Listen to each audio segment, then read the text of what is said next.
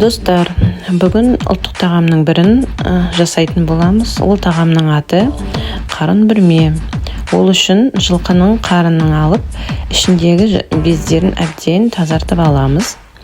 Соның ішіне жылқының қазысын, жалын, жаясын, тағы басқа өзіңізге ұнайтын еттерін салуға болады. Тек қана жылқының етін салу міндетті емес, араластырып та салуға болады. Қойлардың немесе сиырдың еттерін. Бізде бұл өңкей жылқының еті болып тұр. Оған қоса аршылған ақ түйнегімізді жақсылап жуамыз да біз себелеп қарынның ішіне тығамыз.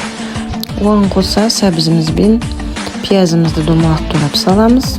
3-4 тал сарымсағымызды ұсақтап турап салып жібереміз.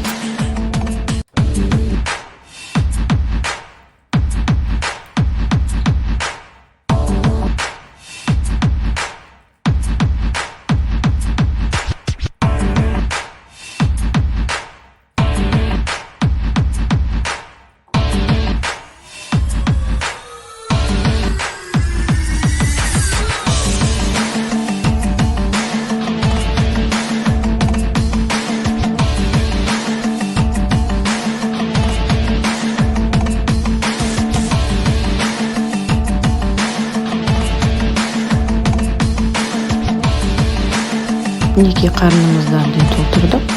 Енді қарынның шетін тұшық бетін ағашпен немесе иежіппен тігіп тастауға болады. Дайын қарынымызды қазанға саламыз да салқын соғып, тұзды себелеп отқа қоямыз. Қазанымыз бір қайнаған соң көбігін алып тастаймыз да баяу отқа қойып 3 сағат қайнатамыз. 2,5 сағаттан кейін қазанымызға қара ұлталмаған бұрыштан салып жібереміз. Лабыр жапырақтан және де өзіңізге ұнайтын қоспаларды қосуға болады. Достар, менің каналыма тіркелуді ұмытпаймыз. Саусағы жоғары лайк басамыз. Мінекей достар, 3 сағатымыз өтті. Қарнымыз дайын. Өзіңізге ыңғайлы ыдысқа қарнымызды салып аламыз да қалауымыз бойынша әрлендіреміз. Достар, егерде осы видео достарыңызға пайдалы болады десеңіз, бөлісуді ұмытпаңыз.